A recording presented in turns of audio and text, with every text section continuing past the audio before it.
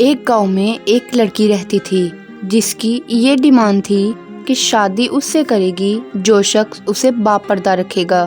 ایک نوجوان اس شرط پر شادی کے لیے راضی ہو گیا۔ دونوں کی شادی کر دی گئی۔ وقت گزرتا گیا یہاں تک کہ ایک بیٹا پیدا ہوا۔ ایک دن شوہر نے بیوی سے کہا کہ میں سارا دن کھیتوں میں کام کرتا ہوں، کھانا کھانے کے لیے مجھے گھر آنا پڑتا ہے جس سے میرا بہت زیادہ وقت ضائع ہو جاتا ہے۔ کل سے تم مجھے کھانا کھیتوں میں ہی لا دیا کرنا۔ بیوی اس بات کے لیے راضی ہو گئی۔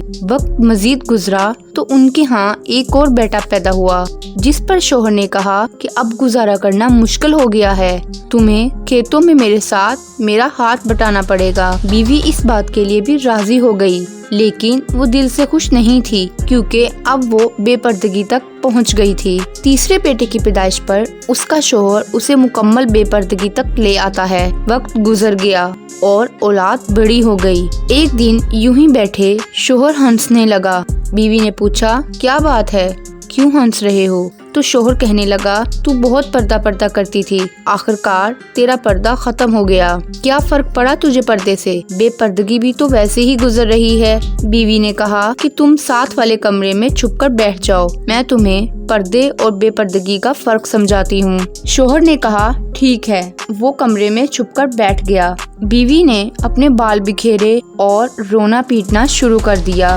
پہلے سب سے بڑا بیٹا آیا اور ماں سے رونے کا سبب پوچھا۔ ماں نے کہا کہ تیرے باپ نے مجھے مارا ہے۔ بیٹے نے کہا تو کوئی بات نہیں، وہ آپ سے محبت بھی تو کرتا ہے، آپ کا خیال بھی رکھتا ہے۔ اس نے ماں کو سمجھایا اور چلا گیا۔ بیوی پھر سے رونے کی ایکٹنگ کرنے لگی اور دوسرے بیٹے کے آنے پر اسے بتانے لگی کہ تیرے باپ نے مجھے مارا ہے۔ بیٹے کو غصہ آ گیا، اس نے باپ کو برا بھلا کہا اور ماں کو سمجھا کر چلا گیا۔ اب تیسرا بیٹا گھر میں داخل ہوا تو بیوی پھر سے رونے لگی۔ چھوٹے بیٹے کے پوچھنے پر اس نے بتایا کہ تیرے باپ نے مجھے مارا ہے۔ یہ سنتے ہی وہ غصے سے آگ بگولا ہو گیا اور اونچی آواز میں گالیاں دیتے ہوئے ڈنڈا اٹھا لیا اور کہنے لگا کہ ابھی باپ کی خبر لیتا ہوں۔ اتنی ہی دیر میں بیوی اٹھ کھڑی ہوئی اور اپنے شوہر کو آواز دے کر بلایا، پھر کہنے لگی کہ میرا پہلا بیٹا پردے میں ہوا تھا اس لیے اس نے تیرا پردہ رکھا، دوسرا نیم پردے کے زمانے میں پیدا ہوا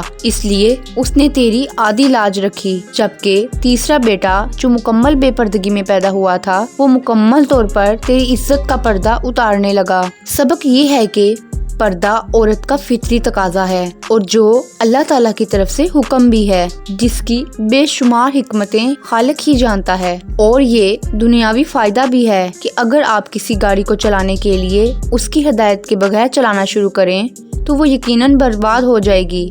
بات ہے تو کڑوی لیکن ہے سچی کہ ایک مرد کی غیرت کا اندازہ اس کی عورت کے لباس اور پردے سے لگایا جا سکتا ہے۔ خواہشات اپنی مرضی سے اٹھائے ہوئے بوجھ ہیں، اگر اپنی پرواز بلند رکھنی ہے تو بوجھ ہلکا رکھیں، سفر آسان ہو جائے گا۔ اگر دل دکھانے پر بھی کوئی شخص آپ سے شکایت نہ کرے تو اس شخص سے زیادہ محبت آپ سے کوئی نہیں کر سکتا۔ کتنی خوبصورت ہوتی ہے وہ محبت جو وقت کے ساتھ بدلتی نہیں ہے، ورنہ اظہار محبت کے کچھ وقت بعد محبتیں پھیکی پڑ جاتی ہیں، پھر انہیں ٹوٹی ہوئی جوتی کی طرح گھسیٹا جاتا ہے۔ آخری دن تک پہلے جیسی محبت ہی معجزہ ہوتی ہے۔ کہتے ہیں کہ بیوی کا غیر مناسب رویہ، بد زبانی اور شوہر کو اس کا مقام نہ دینا شوہر کو جلد برا کر دیتا ہے۔ کوئی مکمل کسی دوسرے جیسا نہیں بن سکتا اور بدلنا ضروری بھی نہیں ہے۔ ایک دوسرے کو سمجھنا ضروری ہے، ایک دوسرے کا احترام ضروری ہے، محبت ضروری ہے اور سب سے بڑھ کر اعتماد ضروری ہے۔ جس مرد کو سچی محبت ہوگی